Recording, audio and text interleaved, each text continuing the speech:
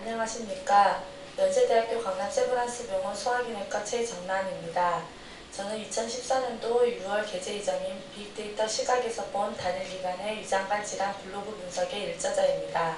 지금부터 간단하게 본문에 대해서 소개 말씀드리고자 합니다. 우리는 어느 때보다 많은 데이터에 근거하여 결정을 내리는 세상에 살고 있습니다. 사람들은 매일 250경 바이트의 데이터를 생성하고 있으며 지난 2년 동안에만 현재 전 세계에 존재하는 데이터의 90%가 생성되었습니다. 이렇게 최근 들어 검토할 데이터 양이 커짐에 따라 큰 규모를 활용하여 과거에는 불가능했던 새로운 통찰이나 가치를 추출해내는 빅데이터라는 개념이 등장하였습니다. 현재 이 빅데이터를 이용하여 공공부문에서 다양한 활용이 시도되고 있으며 국외에서는 빅데이터를 활용하여 구글이 겨울철 미국에서 독감의 확산을 예측할 수 있다는 연구와 국내에서는 소셜미디어 데이터로 자살률을 예측할 수 있다는 연구가 보고되었으나 아직까지 소화기 질환에서 빅데이터 관점의 분석은 보고되지 않았습니다. 따라서 이번 연구는 빅데이터의 시각에서 위장관 질환 개인 블로그의 방문자의 데이터를 분석하여 임상에서는 알 수 없었던 환자들의 실제 의문 상황들을 알아보고자 하였습니다. 연세대학교 강남 세브란스 병원의 베스트 닥터 개인 블로그 중 방문자 수와 블로그 게시글의 수가 가장 많았던 소화기내과 교수의 개인 블로그를 대상으로 2011년 1월부터 2013년 12월까지 접속한 5만 84명의 방문자에 대해 방문수의 추이와 블로그 접속 경로, 그리고 방문자들이 블로그 내에서 검색한 단어를 분석하였습니다. 여기서 방문자들이 블로그에서 검색한 단어는 같은 질환을 다른 단어로 검색한 경우, 한 질환에 대해서 더 세분화된 내용을 검색한 경우에서는 한 종류의 검색어로 해석하였습니다. 블로그의 게시글은 총 84개로 프로필, 언론보도, 시와 수필, 소화기 질환의 이해, 환자 경험으로 구성되었습니다. 그중 소화기 질환의 이해가 37개로 가장 많았는데 소화기 질환의 이해는 식도, 위, 대장, 기타로 세분화되어 위장관 질환에 대하여 다양하게 다루고 있었습니다.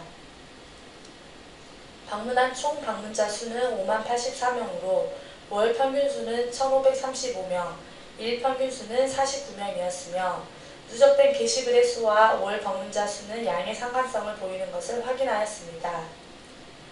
블로그의 방문자 유입 경로로는 블로그 아이세브란스가 가장 많았고 그 다음으로는 구글 다음 순이었습니다.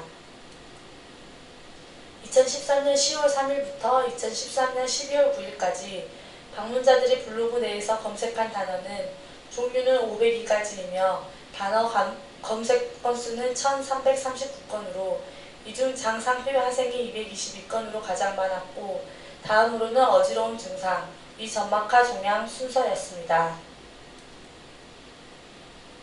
현재는 정보기술이 일상화된 스마트 시대로 국외에서는 다양하게 빅데이터가 활용되고 있습니다. 국내에서도 빅데이터 분석과 활용에 대한 수요가 크게 증가하고 있으나 사례와 가이드가 많지 않으며 소개되고 있는 방법론은 대부분 분석업체의 기술 소개로 실제로 활용하기에는 기술적인 한계가 있어 국외에 비하면 현재의 빅데이터 활용도가 낮습니다. 이번 연구에서는 월드와이드 웹에 게시되는 토론과 정보 사이트인 블로그를 활용하여 빅데이터 분석을 시도하였습니다. 본 연구에서 블로그로 접속하게 되는 경로로 블로그 아이세브란스가 가장 많은 것을 보았을 때 환자들에게 블로그에 대한 적극적인 홍보가 필요하며 블로그 게시글의 수와 방문자 수가 양의 상관관계를 보인 점으로 블로그의 활성화가 더 필요할 것으로 판단됩니다. 본 연구에서는 블로그 방문자들이 검색한 단어 중 장상표 하생이 가장 많은 것이 최근 위내시경 검사 건수의 증가로 장상표 하생을 진단받은 환자의 수의 증가와 상대적으로 다른 질환과 비교하였을 때 장상표 하생에 대한 정보가 부족한 것이 그 이유로 생각되어집니다. 이렇게 블로그 방문자들로 형성된 비정형의 데이터를 분석하여 임상진료에서는 알 수 없었던 환자들의 실제 의문 상황에 대해서 알 수 있었으며 이를 활용하여 환자와의 의사소통에 큰 기여가 될 수 있으리라 기대되고 추후 블로그 프로그램을 개선하여 더 세부적인 정보를 알아낼 수 있으리라 판단됩니다. 결론적으로 첫째, 개인 블로그가 소화기 질환 환자들의 의사소통의 기능을 할 수 있겠으며, 둘째, 장상피화생에 대해서 환자들의 많은 관심이 있음을 확인할 수 있어 이에 대한 설명과 교육이 필요할 것이라는 정보를 얻을 수 있었습니다.